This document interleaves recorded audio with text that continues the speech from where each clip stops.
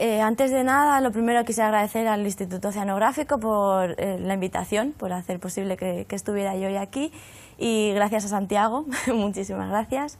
Y sin más os voy a contar qué es esto de la hibridación en los organismos marinos, y no solo las implicaciones teóricas, sino también la práctica, que es al fin y al cabo lo que más suele interesar a la gente, ¿no? La práctica de todo esto.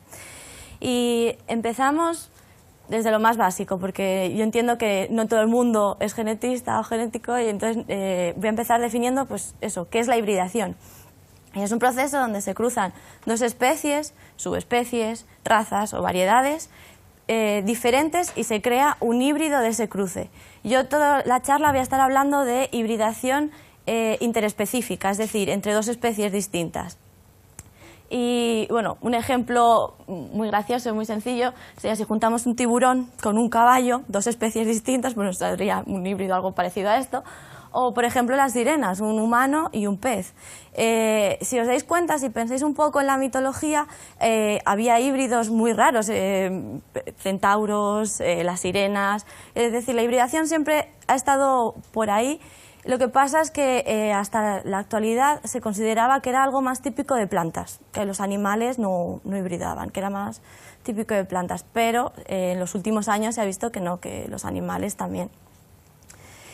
Importante diferenciar lo que es la hibridación natural, lo que ocurre en la naturaleza, con la hibridación artificial, es decir, la que está mediada por la acción humana, como por ejemplo pues, sucedería con animales de cautiverio, o un ejemplo muy claro que de todos los días es la mayoría de las frutas que tomamos, que son gracias a hibridaciones en plantas. Otro concepto importante a tener en cuenta es la introgresión genética. ¿Qué es esto de la introgresión genética? Y es cuando hay una hibridación entre dos especies, una hibridación interespecífica, pues la incorporación de información genética de una especie en la otra especie. Pero para que eso ocurra tiene que cumplirse dos requisitos. Uno, que los híbridos sean fértiles, como en el caso que tenemos aquí son las mulas. Había un cruce entre un caballo y un burro, pero paraba ahí. ¿Por qué? Porque las mulas no son fértiles, entonces no puede seguir adelante. Y luego además que haya retrocruzamientos. ¿Qué es esto de los retrocruzamientos? Es decir, que un híbrido se cruce con uno de los parentales. Os ponía el ejemplo gracioso de la sirenita porque es muy visual. Si tenemos en cuenta que una sirena es un híbrido entre un pez y un humano, si luego se cruza con un humano, está habiendo un retrocruzamiento porque está cruzándose con una de las especies parentales. Entonces, la descendencia seguramente tenga introgresión de genes de pez en la especie que seguramente sería humana, en todo este cruzamiento hipotético, para que entendáis lo que es el concepto. Y bueno, estos son los dos conceptos básicos para entender la charla. Bueno, a ver si con esto va más rápido. Vale, fenomenal. Sería cómo investigamos esa hibridación, cómo investigamos la introgresión. Necesitaríamos unas herramientas moleculares para poder investigarla. En este caso, marcadores genéticos. Y como yo entiendo que esto no es una clase de genética, lo voy a hacer muy sencillo, muy simple. Son dos tipos de marcadores, mitocondriales y nucleares, los que hemos utilizado en estos ejemplos que os voy a explicar para que lo veáis en la práctica. ¿Y por qué utilizamos dos tipos? ¿Por qué estos dos tipos? Porque no solo el mitocondrial, que es el más conocido y tal, porque las mitocondrias son de herencia materna, el linaje materno. Es decir, todos tenemos mitocondrias, pero la información que nos van a dar va a ser solo de herencia materna. Y en cambio los nucleares tienes la información de los dos parentales. Luego además hay más características con las tasas de mutación y tal, pero que os quede claro eso, que mitocondriales vamos a tener la información por parte de la madre y los nucleares de los dos parentales. Ahora cuando vaya a hablar a lo largo de la charla, estaré hablando de microsatélites, que es un tipo de marcador molecular nuclear, y cuando hable así de genes, de secuencias de genes, va a ser en su mayoría mitocondriales, pero bueno, lo aclaré en cada momento, pero por si acaso, para que lo tengáis en cuenta. Y empezamos ya con los ejemplos. Voy a daros tres ejemplos, dos de peces, uno es este de merluzas del Cabo, otro de gallos y el último es en calderones. Entonces vamos a ir uno por uno contando qué es lo que ha pasado, qué es lo que ocurre en cada sitio. Empezamos con las merluzas del Cabo, que son dos especies, Merlucius capensis y Merlucius paradoxus, que viven al sur de África. Las dos especies se distribuyen en las mismas áreas, pero están divididas por profundidad, siendo capensis más superficial y paradoxus más profunda. Entonces, para este estudio lo que hicimos fue tomar muestras de varias zonas. Si veis aquí en este mapa, tenemos unas 150 muestras de la corriente, aquí, 150 muestras de la corriente de Agujas y otras 150 muestras de la corriente de Benguela. Lo que pasa es que la corriente de Benguela tiene unas características muy peculiares y lo que hicimos fue dividirlas en dos submuestras, en el sur y en el norte. ¿Y qué es lo que encontramos en las merluzas del Cabo? Un gradiente de hibridación muy marcado. Para que lo veáis, vamos a empezar desde la corriente de Agujas, que sería justo este de aquí. Y en este gráfico se ve si hay híbridos o no hay híbridos. Entonces, en la corriente de Agujas tenemos en este azul clarito a Paradoxus y en el oscuro a Capensis. Y vemos que de todas las muestras, Capensis era Capensis, Paradoxus era Paradoxus, mitad y mitad, sin ningún problema. ¿Qué ocurre cuando vamos a la corriente de Benguela? Si empezamos por el sur, que sería la más cercana a la de Agujas, tenemos que hay un 4% de híbridos de primera generación. Y al Capensis y Paradoxus afectado. Claro, si son de primera generación, están los dos afectados realmente. Y ya si subimos al norte de la corriente de Benguela, encontramos además que hay retrocruzamientos con Merlucius capensis. Es decir, no solo tenemos hibridación, tenemos también introgresión. Mirándolo un poquito más en detalle, os enseño estas gráficas donde se puede ver.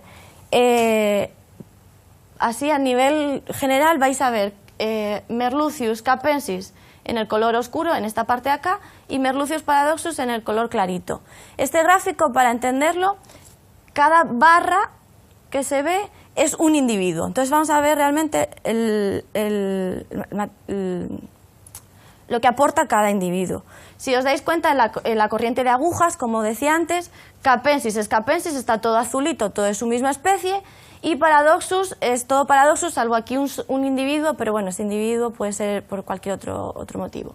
En cambio, si subimos ya a la corriente de Benguela, vemos que Paradoxus sigue siendo Paradoxus sin ningún problema, pero Capensis tiene una gran introgresión de la otra especie. Si os dais cuenta, ya no es azulito como aquí, realmente hay bastante introgresión. Y no es algún individuo esporádico, son muchos individuos. Y ya si vamos al norte de Benguela, que es donde están las condiciones más drásticas, tenemos que le ocurre a las dos especies, que la introgresión va en las dos direcciones, no solo en una. Además, si esto fuera poco, a las pobres merluzas del Cabo, si no tuvieran suficiente con tener híbridos, si no tuvieran suficiente con tener introgresión, descubrimos que había una discordancia entre el ADN mitocondrial y el nuclear. Es decir, había individuos que al analizar el ADN mitocondrial decía que era una especie, pero al analizar el nuclear decía que era otra especie. Hicimos incluso secuencias del nuclear, no solo microsatélites, para confirmarlo. Y realmente tú te pones a pensarlo y dices, bueno, ¿cómo es posible? ¿Qué ocurre? Y os lo voy a explicar aquí muy facilito. Pinté las merluzas para que se vea claro. Tenemos arriba los parentales, a Paradoxus y a Capensis. La mamá, por decirlo así de una forma coloquial, está pintada allí de azul, con el símbolo de hembra en azul. Entonces, en el cruce sale un híbrido que tiene el mitocondrial de la madre. ¿Qué ocurre? Si se reproduce con otros híbridos, pues seguirá siendo híbrido y se quedará así. Si se retrocruza con Capensis, tendrá a la mezcla, irá aumentando la información de Capensis, irá aumentando el azul y al final, pues después de muchos cruzamientos, seguramente lo que ocurra es que la mayoría de la información sea azul, y si son hembras, bueno, seguirá teniendo el mitocondrial de la madre. Pero ¿qué ocurriría en el caso contrario? Que se retrocruzase con la otra especie. Pues que al cruzarse, esto siempre es una hembra la que deja el ADN mitocondrial, y entonces se cruza con un macho de Paradoxus y vemos que ya se va disolviendo esa parte que tenía de la otra especie. Y si hay muchos cruzamientos, al final lo que va a ocurrir es que parece Paradoxus, pero tiene el mitocondrial de la madre, que en este caso fue Capensis. Más o menos se explicaría así, pero sobre todo quería poner todos los datos para que os dierais cuenta que la hibridación que hay en las merluzas del Cabo es muy grave, que no es un evento esporádico de un individuo por aquí y por allá, sino que es bastante grave. Y claro, esto tiene unas implicaciones. Esto se ve sobre todo el día a día, porque nosotros comemos merluza. Es una especie de interés comercial, mueve muchísimas toneladas y muchísimo dinero. ¿Qué ocurre? Que tenemos un problema, bueno, tenemos un problema, no. El esfuerzo pesquero realmente va a afectar a una de las especies. ¿Por qué? Porque es mucho más fácil pescar en aguas más someras que en aguas muy profundas. Y qué casualidad que Merlucius capensis, que es la especie superficial, es la que más afectada está también en todo el estudio. Entonces, realmente puede que no haya una explotación pesquera adecuada tal y conforme están las cosas, porque además lo que ocurre es que no se diferencian entre las dos especies. Tú vas al supermercado o vas a cualquier sitio y te dicen merluzas del Cabo y no te especifican qué especie es. En otros sitios, en otras, por ejemplo, merluza del Cantábrico te pone perfectamente merlucius, pero en las merluzas del Cabo ya directamente en el etiquetado, porque también trabajamos con etiquetado, te dice merlucius SP, y en algunos sitios te dice puede ser capensis o paradoxus, pero no especifican qué especie es, porque además morfológicamente son muy parecidas. Si os acordáis de la primera imagen, son casi idénticas. Entonces, lo que es la gestión del recurso, ellos pescan todas las merluzas y no hacen distinción entre las dos especies. Entonces, las implicaciones de todo esto es que haya una mala estima del tamaño poblacional, de los stocks, y seguramente si todo sigue así, pongo aquí un peligro, porque a lo mejor puede haber una pérdida de biodiversidad si realmente sigue todo conforme está. Es verdad que en estudios evolutivos hablar a larga escala es cogerse con pinzas, pero bueno, sí que es verdad que los resultados dicen que cuidado, que puede haber una pérdida de biodiversidad. ¿Cómo podemos evitar esa pérdida de biodiversidad? Monitorizando genéticamente los stocks, es decir, a lo mejor habría que diferenciar entre especies y distinguir las dos especies, porque puede ser que alguna de las dos esté, bueno, como hemos visto, bastante más dañada que la otra. Y una gestión individualizada del recurso pesquero. Luego, además, esto era a nivel general, si nos vamos a las aguas de Namibia, al norte de la corriente de Benguela, que es precisamente donde se dan los factores ambientales más adversos, donde está el niño de Benguela, donde hay periodos de anoxia en aguas superficiales, es decir, volvemos a afectar otra vez a Capensis. Luego, además, en esta zona hubo una gran presión pesquera en los años 70, que casi acaban con el recurso. Sigue habiendo una presión pesquera bastante fuerte. Tenemos hibridación, introgresión, retrocruzamientos en las dos especies. ¿Qué es lo que puede ocurrir? ¿Qué es lo que va a pasar? Si realmente están las dos especies afectadas, ya no es que perdamos a una porque está más afectada, es que están las dos. Puede ser que haya una nueva especie, que sean los híbridos, puede ser que se fusionen las dos especies.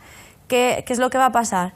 Y os digo lo mismo que antes, las consecuencias a largo plazo son impredecibles. A día de hoy no podemos decir lo que va a pasar. Sí que podemos tener cuidado de decir, vamos a intentar monitorizar qué es lo que está pasando, pero no podemos predecir lo que va a pasar. Os dejo aquí la referencia bibliográfica del trabajo, por si alguien quiere tener pues, más detalles o cualquier cosa, pues este es el artículo que salió. Y pasamos al siguiente ejemplo. Este es, en este caso, de gallos. Esta era la parte del trabajo que iba a presentar la profesora Eva García. Bueno, consideramos que era bastante interesante, que os va a sorprender los resultados por lo menos, y entonces decidí presentarla yo igualmente. No es parte de mi trabajo, pero lo voy a defender y os lo voy a presentar. Bueno, tenemos dos especies de gallos que les pasa como a las merluzas, viven en las mismas zonas pero a diferentes profundidades. Tenemos el gallo común y el gallo de 4 manchas, que bueno, se pueden ver un poquito ahí para diferenciarlos. Y según el ICES hay 3 stocks de las dos especies. Uno sería en la zona del Mediterráneo, otro sería en la zona del Atlántico, lo que sería el Golfo de Vizcaya y toda esta parte, y el tercero sería al sur del Reino Unido. Para Wi-Fi agonis además hay otro stock, pero como nosotros lo que queremos es comparar las dos especies, nos quedamos con estas 3 zonas, que a lo largo de lo que os voy a explicar, esta se llama Mediterráneo, esta sería sur y esta sería norte para las gráficas y todo. Y lo bonito, lo curioso de este trabajo es que está totalmente relacionado con la catástrofe que hubo aquí en Galicia con el Prestige. Se tomaron muestras de estas 3 zonas un año antes del accidente y después se volvió a muestrear 9 años después. Teniendo en cuenta que los gallos maduran sexualmente al año y medio aproximadamente, tendríamos 6 generaciones en todo este tiempo. Entonces podemos ver las consecuencias a largo plazo, entre comillas, pero 6 generaciones ya son generaciones. ¿Y qué es lo que vimos? ¿Qué es lo que observamos antes y después de la catástrofe? Pues en la gráfica A sería antes, tenemos solo la zona norte y sur del Atlántico, no tenemos al Mediterráneo dentro, y vemos que la mayoría de las muestras son especies puras, está aquí la leyenda, el gris oscuro es, a ver si no veo muy bien, de Bosci, exactamente, y el clarito Wi-Fi agonis. Y vemos que en el norte hay un poquito de introgresión, lo que sería híbridos posteriores a la primera generación, post-F1. Pero si os dais cuenta, el porcentaje jamás llega a un 10%, es muy, muy bajito. ¿Qué ocurre 9 años después del accidente? Que, si os fijáis aquí, en el norte no hay nada, son las 2 especies puras de cada una.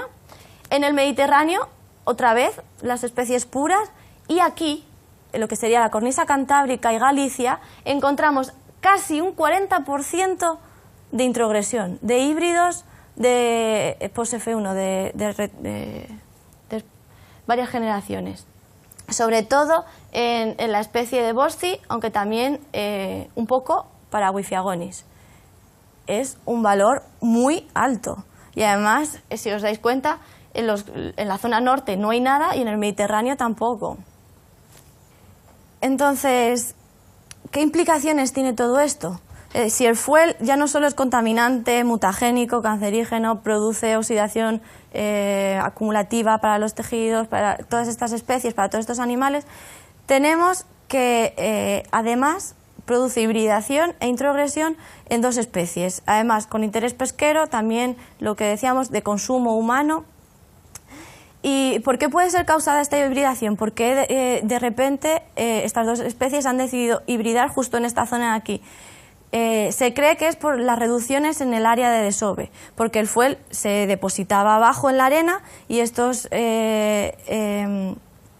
gallos de estas especies tenían menos zonas en las que podían desovar y había más proximidad física entre las 2 especies, entre los reproductores de las 2 especies. Entonces se daba una alteración en la conducta reproductiva y por ello es por lo que había cruces interespecíficos.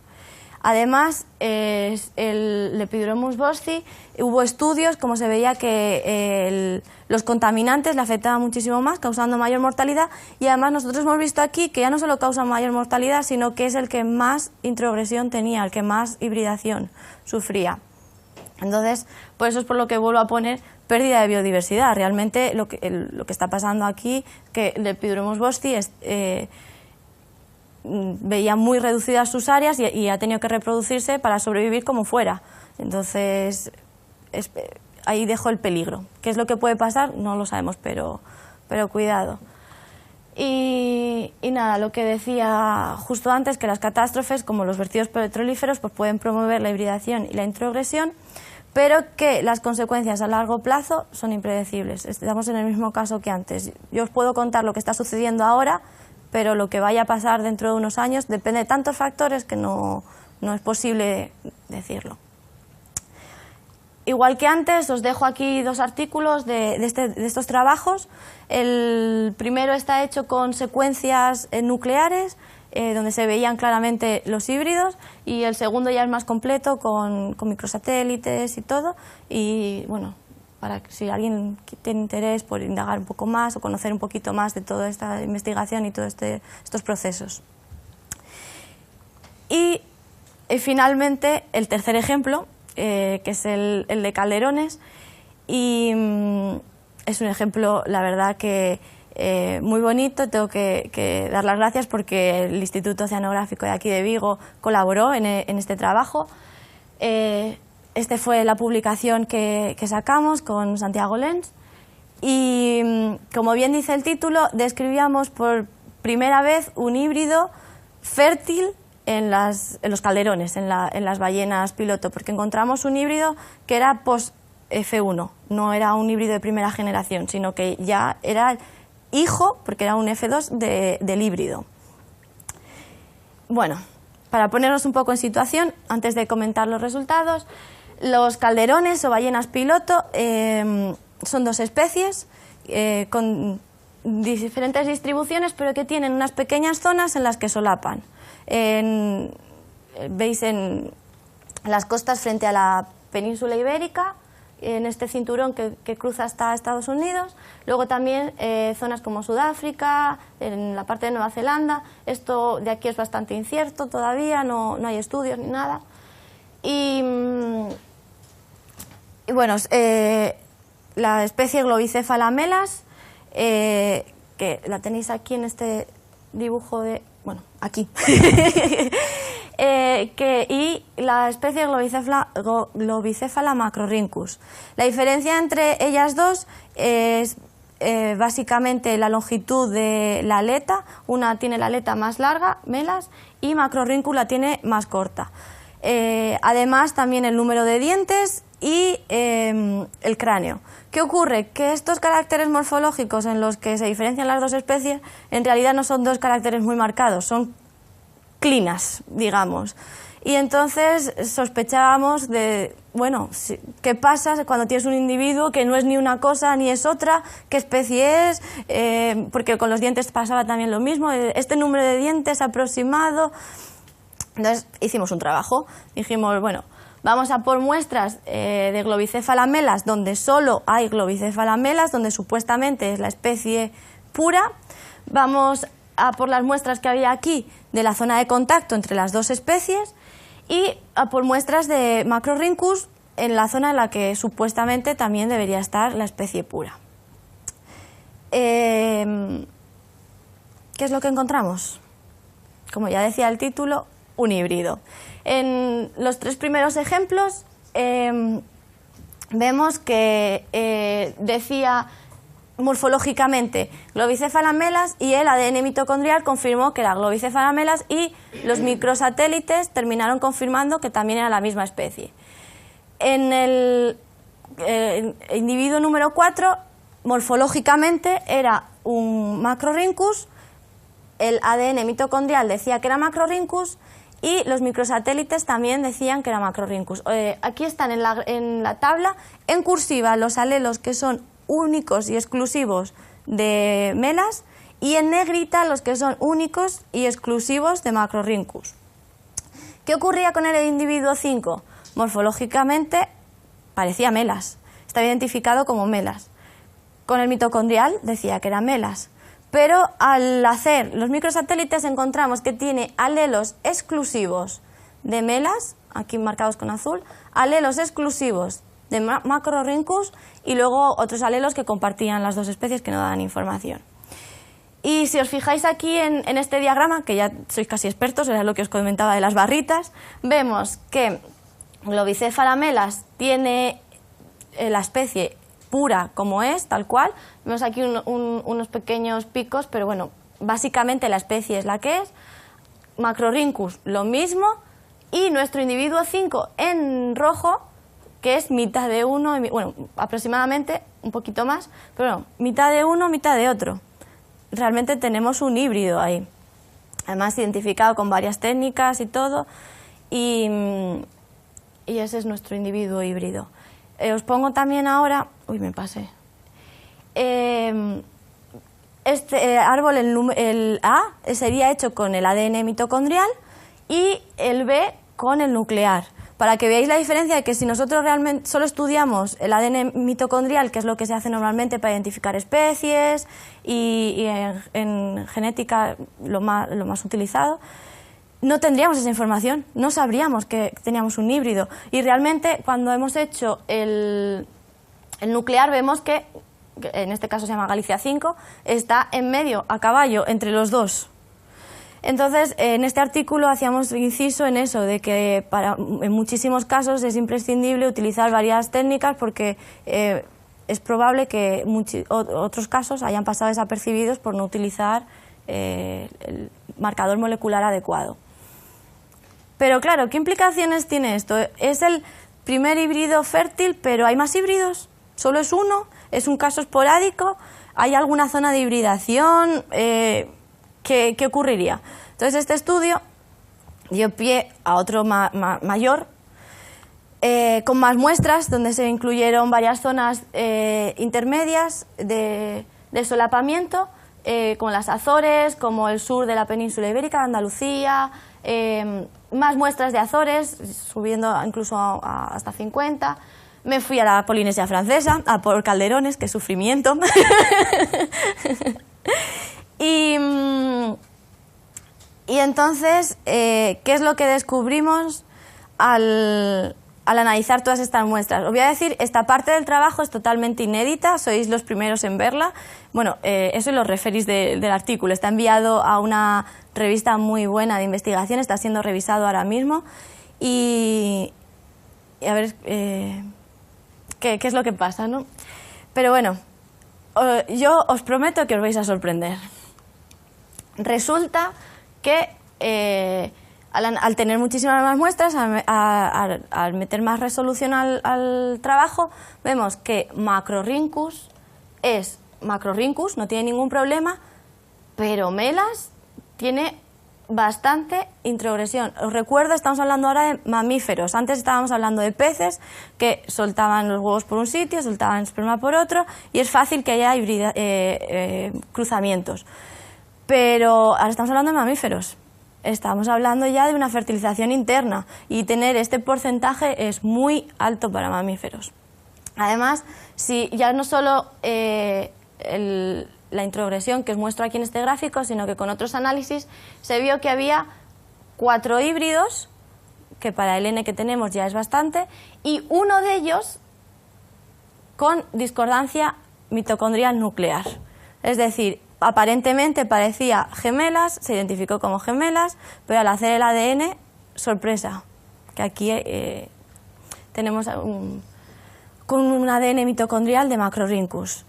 ¿Qué ocurre? Si nos damos cuenta, esperaríamos que todos estos cruces estén en la zona de solapamiento de las dos especies, y resulta que no, que las zonas de solapamiento, como sería Azores, un poco de Canarias y la península ibérica, bueno, la península ibérica sí que tenemos, pero las encontramos en Azores, digo en Feroe, perdón, los encontramos en Feroe. Es sorprendente, ¿no? Entonces, tenemos 4 híbridos. Tenemos introgresión unidireccional, porque solo va en la dirección de Melas, y además Melas se encuentra en su límite de distribución, está en el límite norte y digamos que es una zona bastante pequeña, ¿no? Si lo comparamos con el sur, que está todo alrededor de la Antártida, aquí Estampas es una zona, es su límite de distribución. Entonces, todos estos factores llevan a pensar que está ocurriendo un proceso de especiación en gemelas. Realmente en el norte del Atlántico, Gemelas está sufriendo una pérdida de identidad, con todos estos datos que os estoy dando. La pregunta es, ¿a qué puede deberse este fenómeno? ¿Por qué le está pasando esto a Melas? Pues hicimos un estudio de los tamaños poblacionales históricos, una reconstrucción histórica de la especie, desde hace cientos de miles de años arriba, y abajo os muestro solo lo que serían los últimos 10.000 años. Vemos que aunque Melas estuvo todo el tiempo por encima, es la línea más clarita, de repente empieza a caer hasta hacerse incluso valores negativos. Y qué casualidad o qué curioso el dato que si nos ponemos aquí hace 700 años, que son los registros que hay en la literatura de las primeras cacerías de Féroe, coincide perfectamente con toda esta caída cuando empieza a hacerse negativo los valores. Ahí queda el dato. Son reconstrucciones históricas, pero basándonos en la bibliografía, basándonos en las referencias, es lo que hemos encontrado. Además, si no tuviéramos solo bastante con ese factor, encontramos que los calderones tienen una distribución muy relacionada con la temperatura. Hace unos años salió un artículo que relacionaba la distribución de calderones con la temperatura superficial del agua. En este mapa de aquí arriba tenemos la temperatura anual de 2013 y aquí abajo el cambio que ha habido en la temperatura global, ya no superficial del agua, desde 1951 hasta 2013. Y vemos que la zona afectada, lo que serían las Féroes que están aquí, ha sufrido un gran calentamiento de agua. Y de hecho toda la zona de solapamiento, toda esta zona de aquí, se ha calentado varios grados la temperatura. Además, tirando de las referencias bibliográficas, se vio que Macrorhynchus, la que estaba abajo, que no está afectada, tenía una distribución antes que llegaba hasta la cornisa cantábrica. El límite de distribución en 1988 estaba en Asturias. De hecho, un profesor de la Universidad de Oviedo, Carlos Nores, dijo que llegaba hasta ahí, está publicado, que el límite estaba ahí. Hace unos meses, un artículo que acaba de ser publicado, en marzo creo que fue, se han encontrado Macrorhynchus ya en Francia, en la Bretaña francesa. Entonces vemos que realmente el cambio de temperatura y todo ha hecho que la especie suba más para arriba, limitando, por tanto, el espacio que tenía Melas, por decirlo de alguna manera. Y si eso fuera poco, aquí en este mapa que os muestro, se ven las rutas marítimas de los cargueros en 2009, porque fue el mapa que pude encontrar en las referencias en 2009. Y vemos que precisamente donde más rutas marítimas, donde mayor tráfico hay, donde mayor interacciones, es en toda esta zona, nuestra zona de estudio, la zona donde vive Globicéfala melas. Está demostrado ya por otros artículos que el incremento o un tráfico muy denso en cetáceos promueve estrés, cambios en la conducta de respiración, de agregación. ¿Por qué no va a promover también cambios en la conducta reproductiva? Es una pregunta que dejamos ahí como otro factor. Entonces, en cuanto a las implicaciones, tenemos un pequeño problema, por decirlo de alguna manera, porque es una especie de interés cultural en las Islas Féroe. Pero ¿qué ocurre? Que ese interés cultural hace que se reduzca el número de individuos y hace que se reduzca la variabilidad genética que tiene la especie. Además, estamos en el límite de distribución, como decía antes, y afectada por factores tanto naturales como causados por el hombre. Y todo esto señala que va a haber una pérdida de biodiversidad, que realmente está perdiendo la identidad genética Globicéfala melas. Entonces, si tenemos este proceso incipiente de especiación, ¿qué es lo que podemos hacer? y marco como urgente, mayúscula y señalado, porque es algo que hay que hacer ya, no podemos esperar a ver, no, hay que hacerlo ya, y hay que monitorizar genéticamente lo que sería toda la especie, no solo, ahora esto es la parte de Feroe, pero que ocurre en todo el rango de distribución entero. Crear programas de conservación y crear áreas marinas protegidas o refugios para esta especie, porque si no, seguramente lo que ocurra con Globicephala melas en el norte del Atlántico sea lo mismo que pasó en el norte del Pacífico, que desapareció. Y pongo aquí al final ya 4 conclusiones, que con vuestro permiso voy a leer, y es que la hibridación en el medio marino es un fenómeno frecuente en especies simpátridas que se ve incrementado cuando factores externos están actuando sobre alguna o las dos especies. Tanto factores naturales como inducidos por el hombre pueden promover hibridación e introgresión, como os he mostrado aquí, ya sea, por ejemplo, la corriente de Benguela, o ya sea el Prestige, o ya sea cualquier otro factor. La hibridación es un importante fenómeno de especiación, y no solo en el medio marino, sino también en el medio terrestre, que aunque aquí estamos hablando del mar, pero ocurre también en tierra. Y a largo plazo la introgresión genética puede producir la fusión de 2 especies diferentes, la desaparición de una de las especies o la creación de una nueva especie, pero hoy por hoy los efectos, como he dicho varias veces, son impredecibles.